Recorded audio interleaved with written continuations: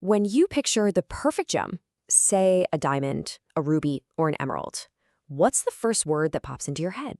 Right. For most of us, that word is probably flawless. We're kind of taught that the best gems are crystal clear, with absolutely nothing going on inside. Well, today, we're going to flip that idea on its head. Because what if I told you that a gem's so-called flaws are actually its most valuable secret? I mean, what if they hold the key to its entire identity? That's the big question we're diving into in this explainer. Okay, let's get into it. To really understand why these flaws are such a huge deal, we need to take a journey. It's a microscopic one, mind you, right into the heart of a gemstone. All right, first things first, let's get the lingo down. What we're talking about here are officially called inclusions.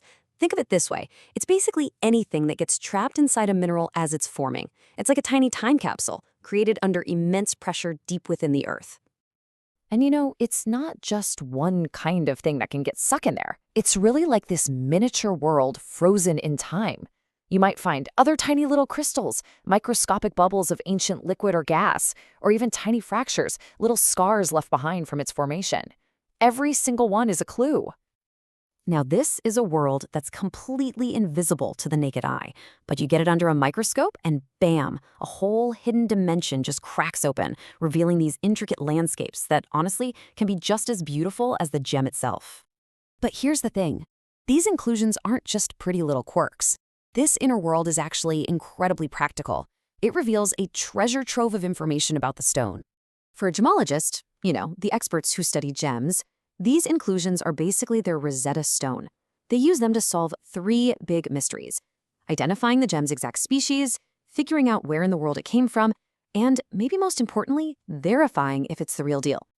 And this is where it gets absolutely crucial, especially when you're trying to tell the difference between a natural gem and a synthetic, lab-grown one. See, a natural gem formed over millions of years in this messy, chaotic process deep in the earth. It's going to have these unique, telltale signs. But a synthetic gem, that's made in a sterile lab.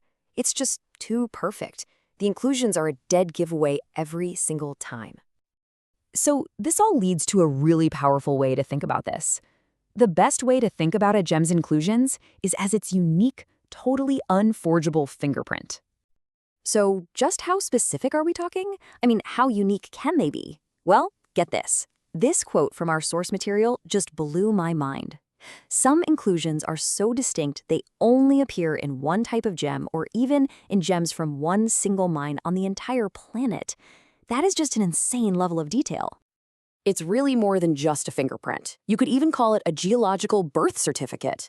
Each tiny trapped crystal or bubble is a chapter in the story of that gem's life, telling us about the pressures, the temperatures, and all the chemicals that were hanging around when it was born. Now, of course, reading this tiny microscopic story, it's not easy, not at all. It takes a tremendous amount of skill, a whole lot of patience, and, the right kind of technology. Just to give you some perspective here, we're talking about gemologists having to magnify a stone 200 times, sometimes even more, just to properly study what's going on inside. We are operating on a truly microscopic level. The toolkit for this job is this amazing mix of high-tech gear and old-school artistry. Sure, you absolutely need a powerful microscope and special lighting techniques, but the real instruments, the real magic, happens with the human element. A trained eye that knows exactly what to look for and the patience to observe very, very carefully. This isn't a skill you just pick up overnight. It takes years of practice. So, when you really put it all together, the conclusion is kinda crystal clear. Inclusions aren't imperfections. They're not flaws. They are the features. They're the essential characteristics that give a gem its identity, its history, and its proof that it came from the earth. And that kind of leaves us with one last question for you. The next time you see a gem, whether it's in a museum or behind a counter, are you going to be looking for that simple, flawless perfection, or are you going to look a little deeper for its story, hidden deep inside?